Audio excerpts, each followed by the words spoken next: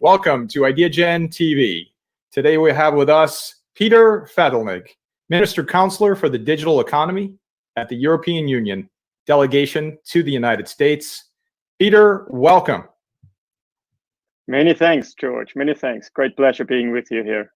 You know, Peter, it's always wonderful to connect with you and to have a conversation. Certainly, we'd love our global audience today during this summit to hear from you, to hear directly from you on what are your roles and responsibilities at the EU in your role as Minister Counselor for the Digital Economy?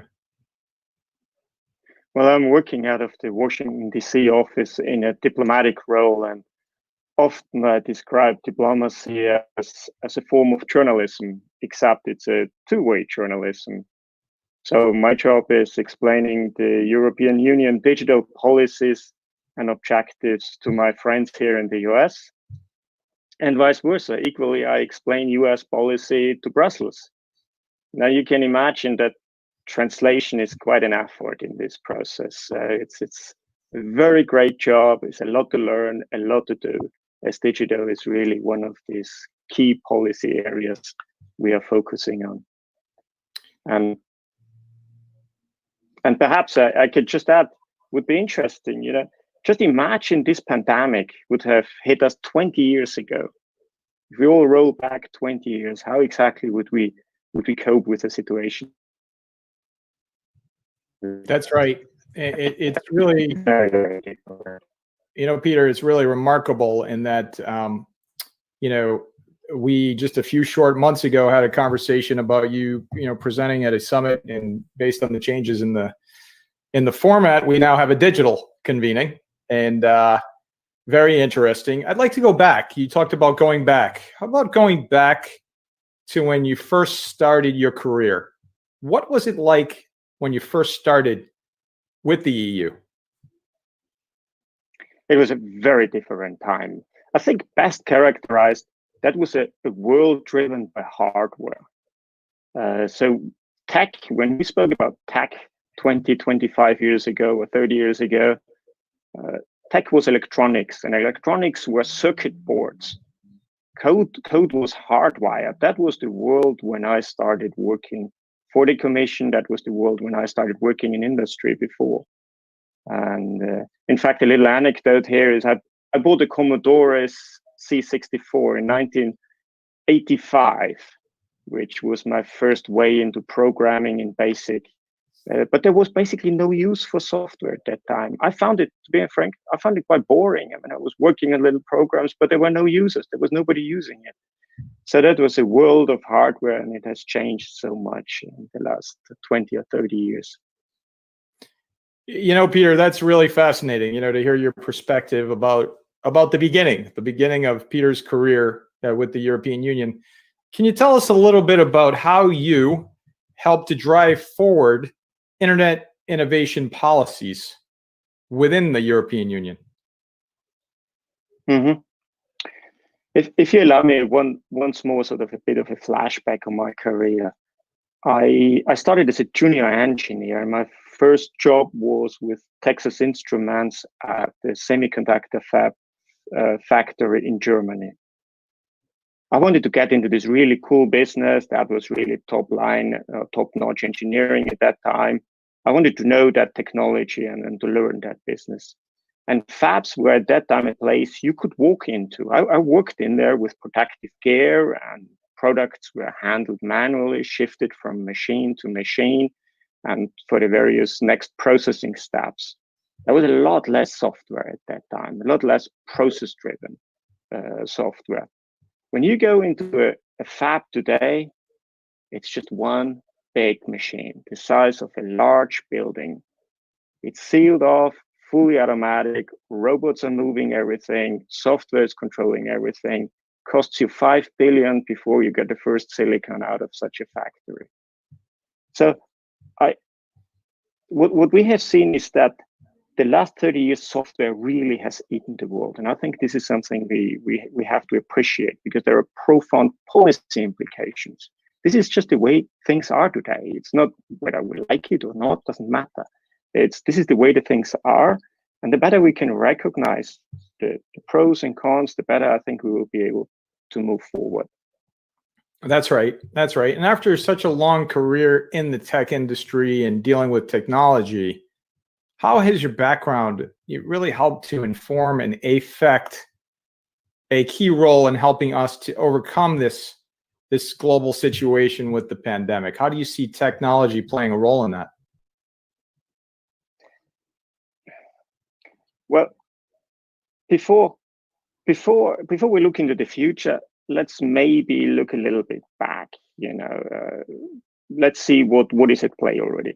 So we have today an exchange of information, which is unprecedented. The public sector has a lot of information at their fingertips. Governments around the globe communicate within seconds. So there is a strong interaction with citizens. Citizens are part of that living of the pandemic as never before. We have all information, statistics available, updated every few seconds on a variety of websites. So I think that the level of information is very different what we have today. There is research ongoing in the background. High performance computers are being tasked to model drugs for finding treatment and vaccines.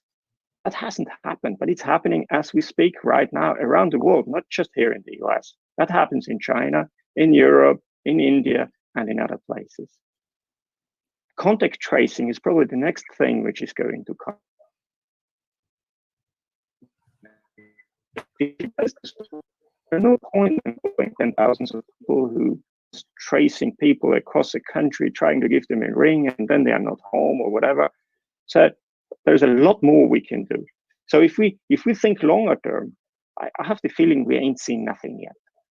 And one of the things I can clearly see coming in managing that pandemic and mastering a similar situation better is artificial intelligence. We will see that this technology will be added to essentially every product and service. And AI is providing today already services for specialized for addressing the challenges of this pandemic. Let me tell you about a German company. It's a small startup. They developed software for spotting cancer. And out there, they claim to be very good. Now they pivoted within a fraction of a second in spotting COVID-19 on lung CT scans. And that's being integrated as we speak into the hardware or into the scanners sold by Siemens and Agfa worldwide. So there's a lot of really cool stuff through this crisis coming into the products and services. That's right. And I think that's what, if there's a silver lining, it's everything that's happened.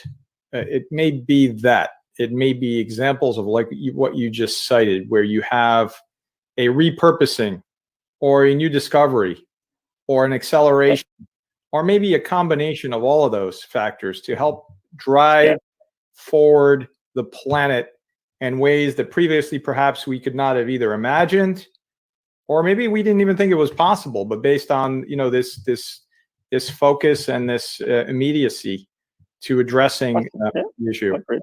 I agree. I think this pandemic is almost like a litmus test for mankind.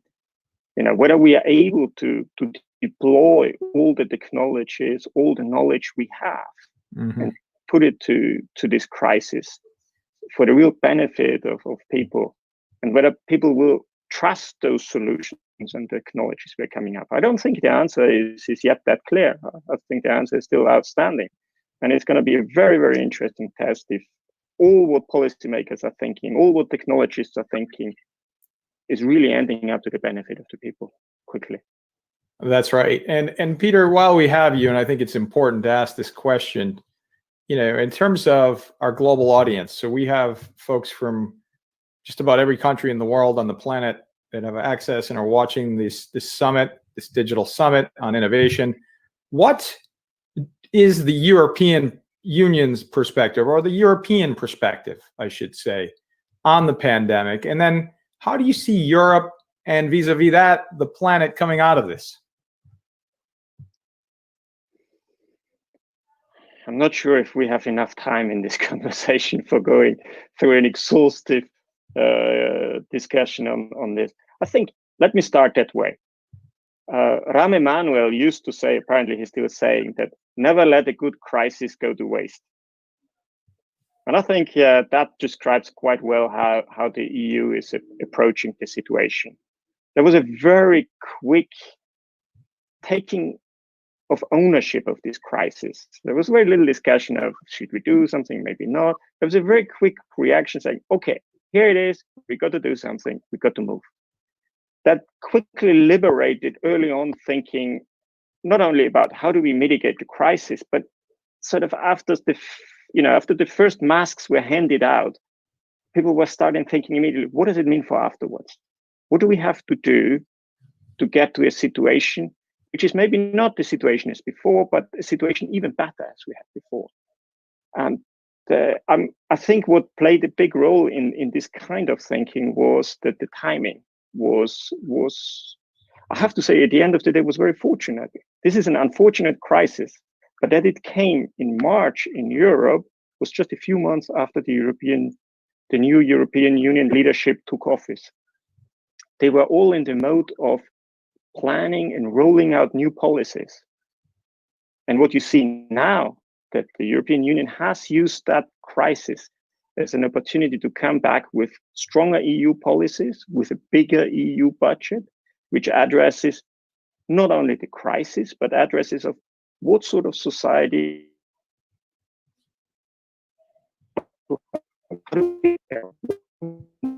now or in 20 to 25. That's the planning horizon the European Commission right now is addressing.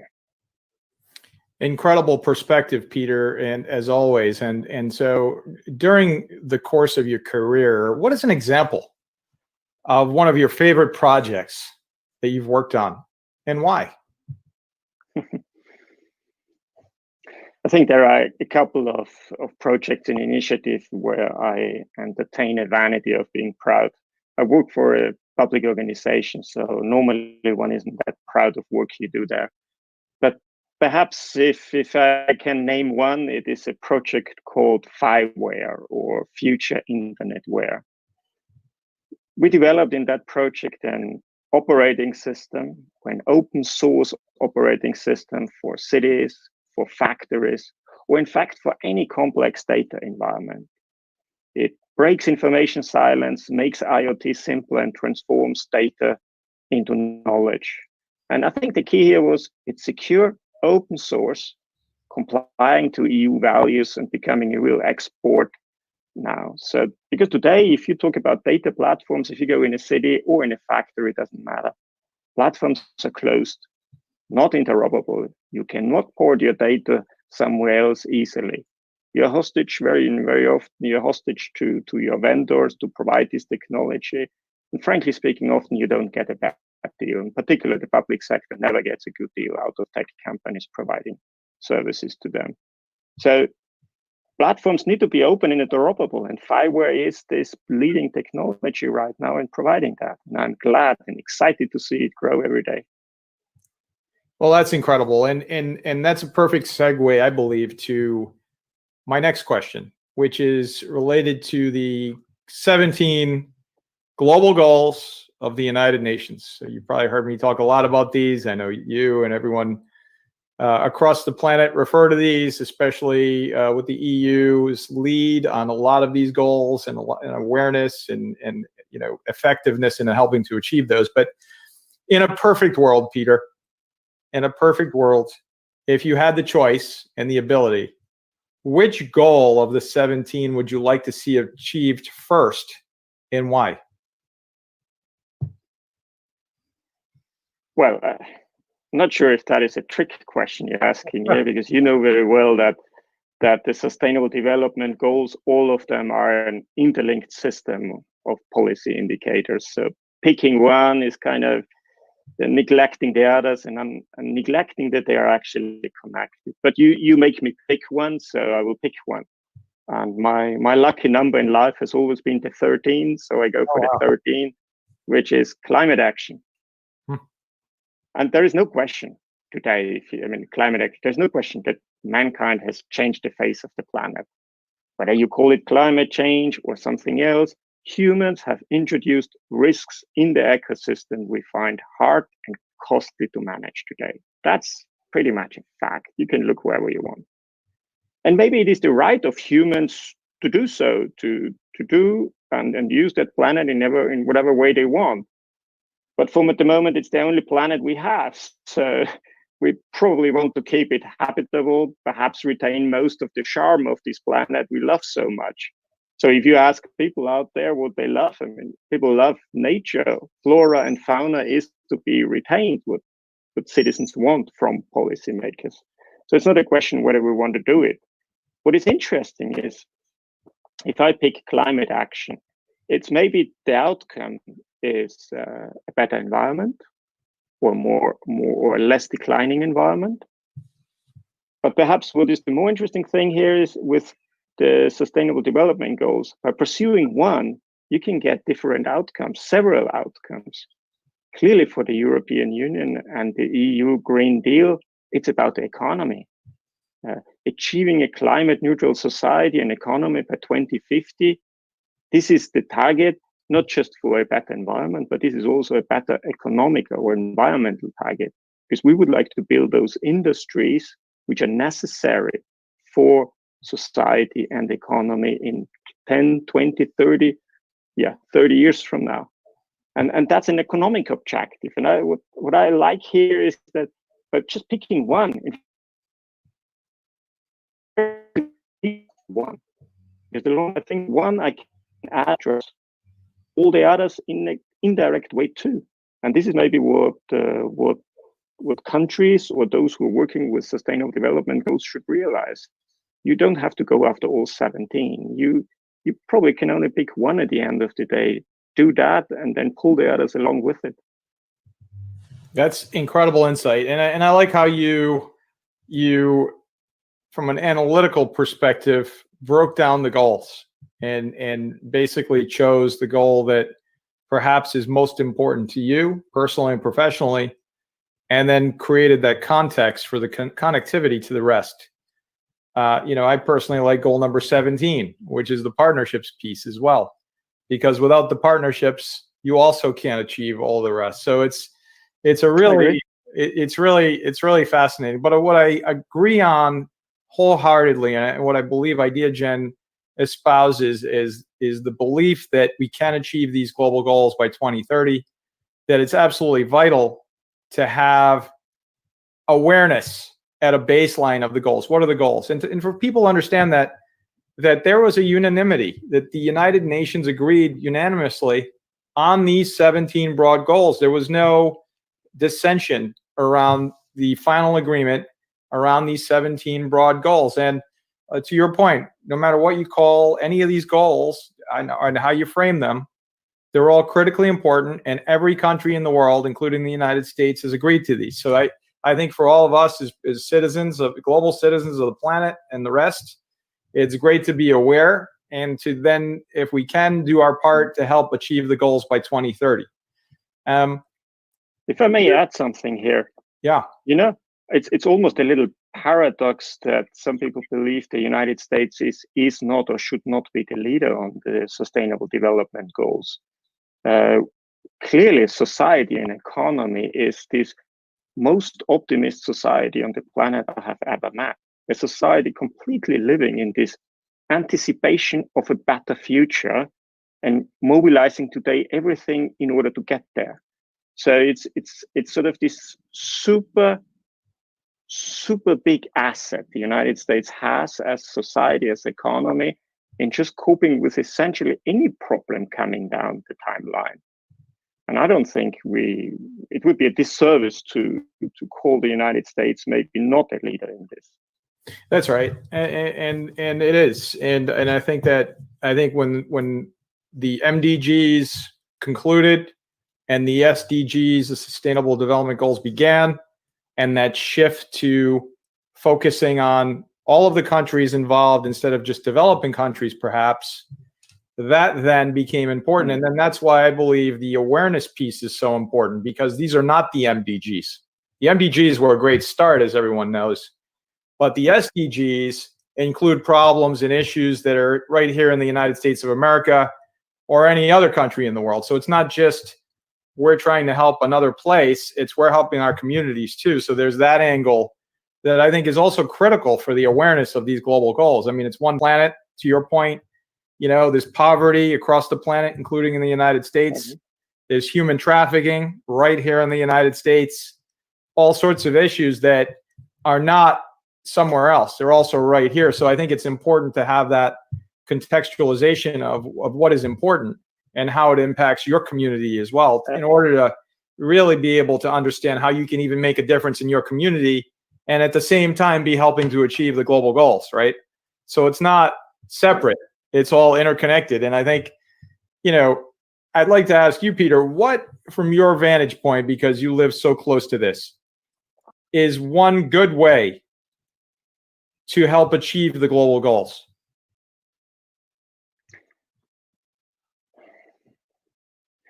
Well, it's probably this same recommendation for any other policy. Policy only works if it has a positive effect on the people, if it improves the individual circumstances of a person, or if it has a positive economic effect. If you can't show that from a policy, it's not going to work. Now, and I think now there's actually thinking about it, a second element to it. Policy only works if it creates a positive perception by the citizens. So people understand why this is being done. They're part of that process.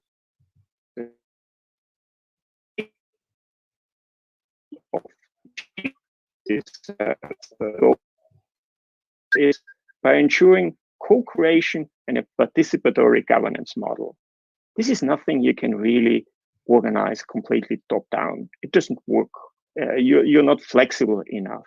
So you have to serve the whole value chain, which starts with the individual citizen, goes to civil rights communities, goes into the industry, goes into all branches of government. Only if you adopt an approach, which is this participatory governance model, you have a chance of implementing any of them. It's also an old management rule, you know, that you have to co-locate the means of achieving something with the responsibility of achieving something. And very often, the means and actions are in the lower parts of government branches. Peter, incredible insights. And so if you had a question with something to do to our global audience that's listening today, and it is an ask post summit, what would that be? What would you ask folks to do?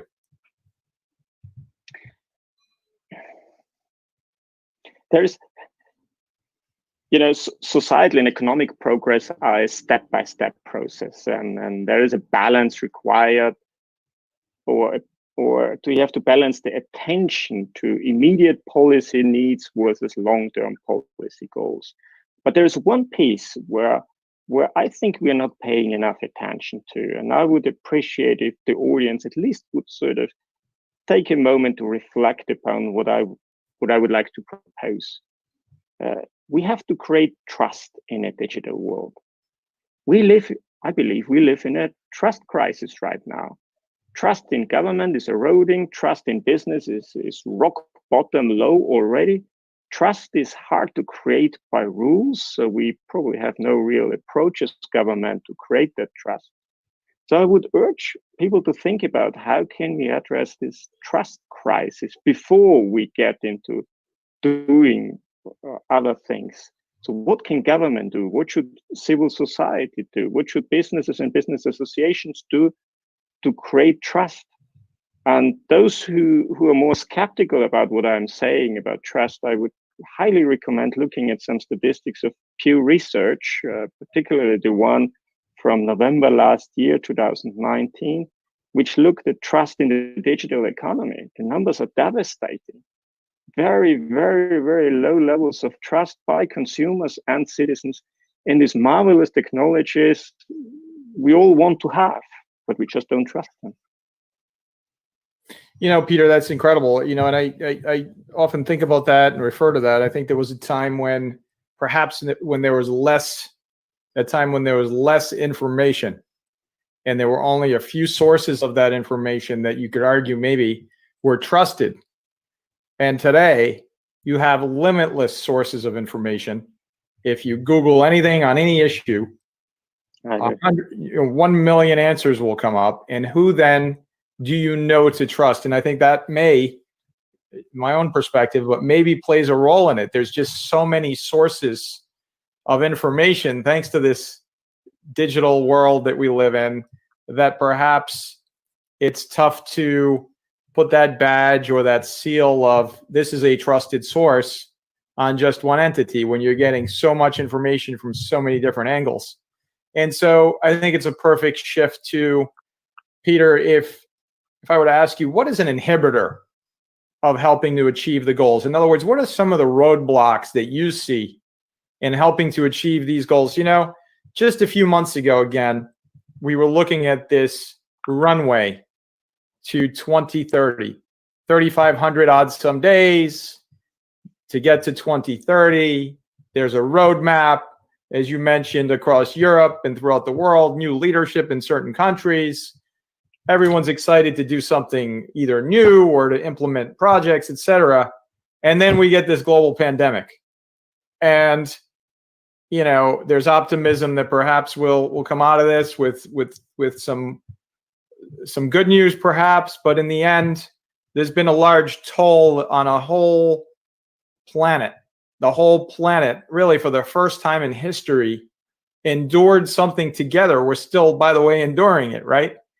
And it's a collective experience, unlike anything anyone's ever seen. Everyone in the farthest reaches of the world is experiencing the same thing.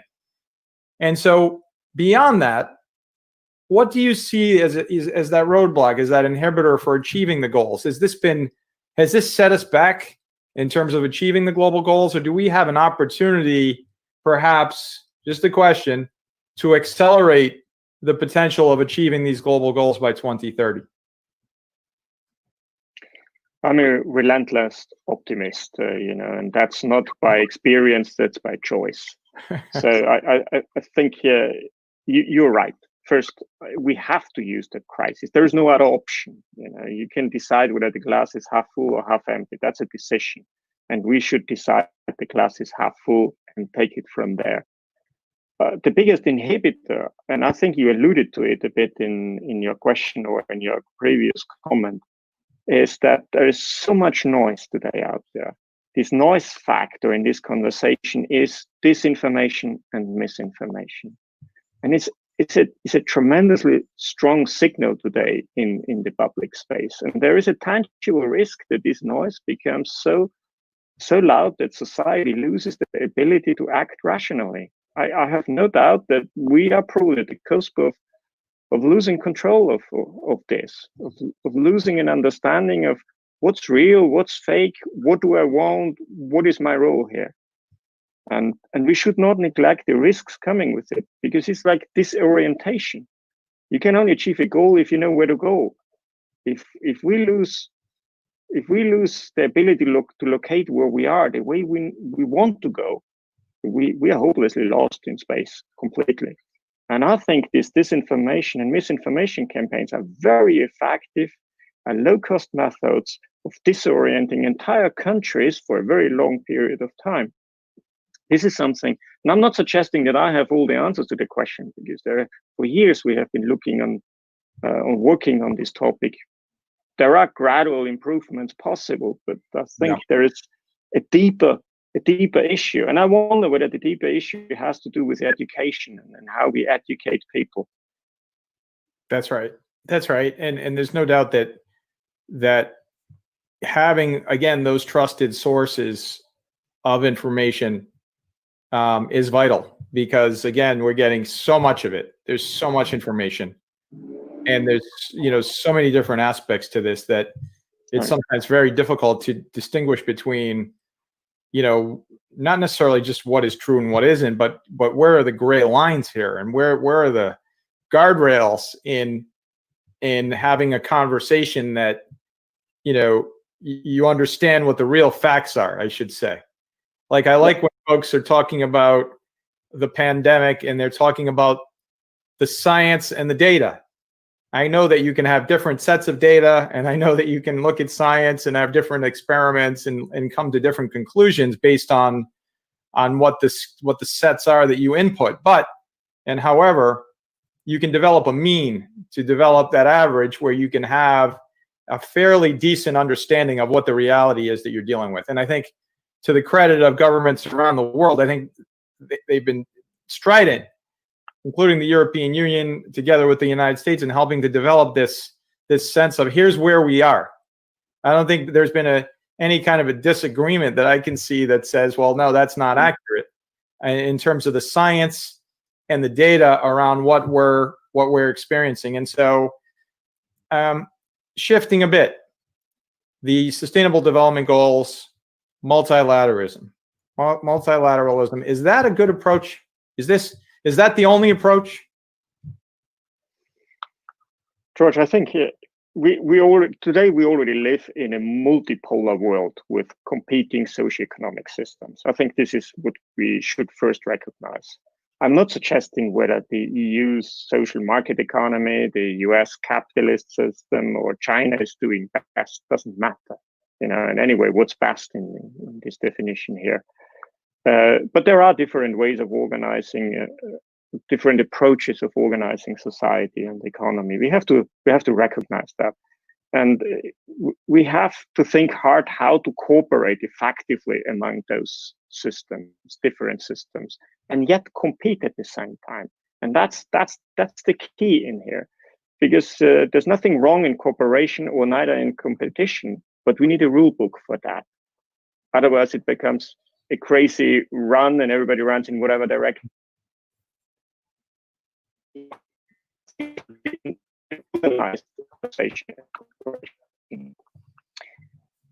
What is helpful in multilateralism, or what we start learning now, is that we have to do away with the notion of winner. This is not about being first or being a winner. That's not a metric to measure any success of multilateralism. The rule book I referred to is for the multilateral cooperation, or these international norms and rules we can agree on and rely on. This rule book, without such a rule book, progress will be elusive in society. We will only pocket temporary successes at the expense of somebody else, but as a society and economy worldwide, we will not be able to move forward if we are not able to build or go back on an agreed rule book. If we question everything all the time, you get nowhere. And this is a little bit the question. So is there a useful option to multilateralism? If we think 20 to 50 years ahead, I don't think so. I think we will have to come back to developing international norms and rule books and get as many as we can around the table to agree with them. It will take time and money to do so, but the investment will be great because we will be able to stand on the shoulders of those who have developed those rules. That's right, Peter. And so, based on your experience, and you've seen so much in the development and the